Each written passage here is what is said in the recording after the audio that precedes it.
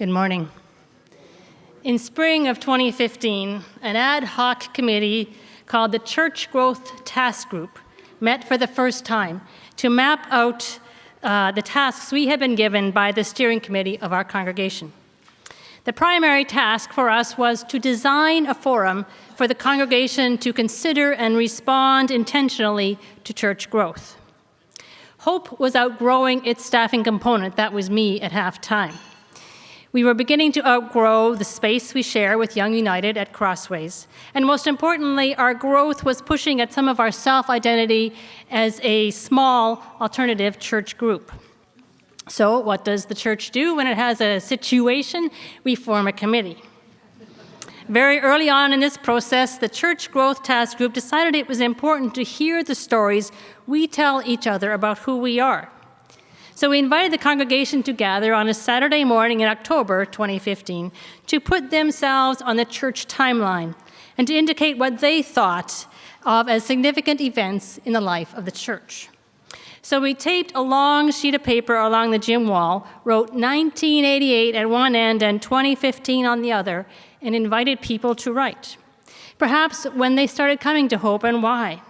Maybe key events in the life of the church, however it is that they were defined. Key events in their own lives and how they might have impacted the life of the church.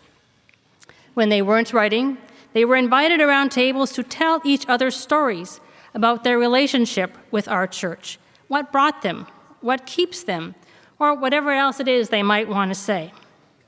So here on the left are some founding members of Hope, obviously trying to figure out amongst themselves, when was it we decided to, before writing things down? They are writing about the late 1980s as the church was beginning.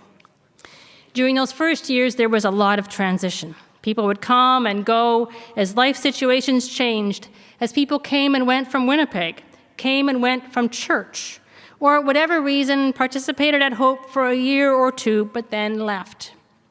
The church stayed fairly stable in terms of numbers, between 30 and 50 people, but who was there changed, with lots of coming and going. Families often left the church when their children became the age where they wanted programs for them, like Sunday school or youth, and there just wasn't enough of a critical mass. There were no paid staff during those early years, as the church was set up to be lay-led.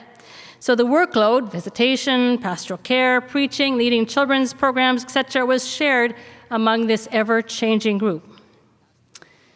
Here's the second wave, a small but stable group of people that came and stayed in the late 90s and early 2000s. In 2000, Hope made the controversial and drastic move away from sole lay leadership model and hired their first pastor at a 0.4 FTE. This provided some stability, I think, but still left significant opportunity for lay involvement in key positions, while relieving the congregation of trying to do it all. There were still some challenges, and what you can't really see from where you're sitting in the bottom left corner, it says 2003 to 2004, the day that Sunday school died. This was written by a group of now young adults who were at the tail end of what had been a larger group of youth. But as that group aged out of programs, there were 3 school-aged children left behind, and Sunday school died. Now, after everyone had done their writing and people finished telling their stories in table groups, the facilitator looked over what we had written and tried to note patterns. Some things here at the bottom, like bad words that were part of the early church of our early church, rejecting the traditional language of much of that we thought of as being bad in other Mennonite churches. I think they thought that if they changed the language, somehow the form itself would change, which happened, I think, to some degree in early days. But that waned as time went on, and they are able to laugh now about the fact that for years they talked about input rather than sermons. The facilitator also noted some of the things about the vision of Hope in its early days. A strong desire that all could share their gifts and leadership, that we could be an alternative Mennonite church in the Winnipeg setting.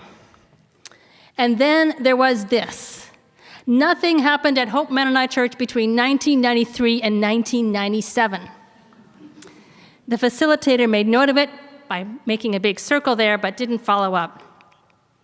The Church Growth Task Group ended its work in spring 2016 with a recommendation to hire an associate pastor, with the 2 part-time pastors now working the equivalent of 1.0 FTE. However, those of us in leadership knew that this was just solving one aspect of the challenges of growth, and that there were going to be other issues that would come up if we continued to grow. And we continued to grow. So less than a year after our new associate pastor started, we formed a new committee to address those issues, which we called the Visioning Committee. And we took the timeline out again.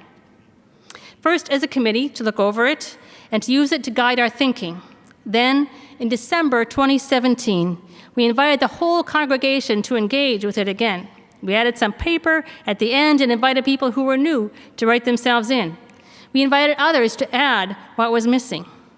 And this time, the facilitator made note of the empty space between 1993 and 1997, and from the back of the sanctuary came the words, "Those were the years we were exhausted."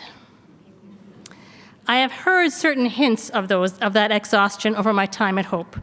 And I know that there have been debates about whether the church should or could survive, and various efforts at restructuring with the attempt to make things easier, though often they just ended up being harder. I know some people left because of burnout, and others stayed but never really fully recovered.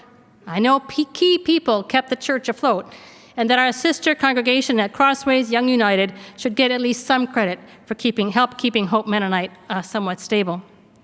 The story of exhaustion belongs to only about 20 to 25% of our current adult population. But I wonder if its resonance is much stronger as we look to the future and make decisions together. I think it has had some positive impact as people celebrate that we're able to achieve together as a larger body and all the resources we are now able to provide our children. I also think there's some risk aversion that underlies much of our decision-making. The Visioning Committee continues its work of inviting Hope Mennonite to look to the future with gratitude, with excitement and creativity, even as we work at redefining ourselves as a mid-sized congregation and responding to those who come to our doors. I'm grateful to the openness that people have shown to engaging with us. Thank you.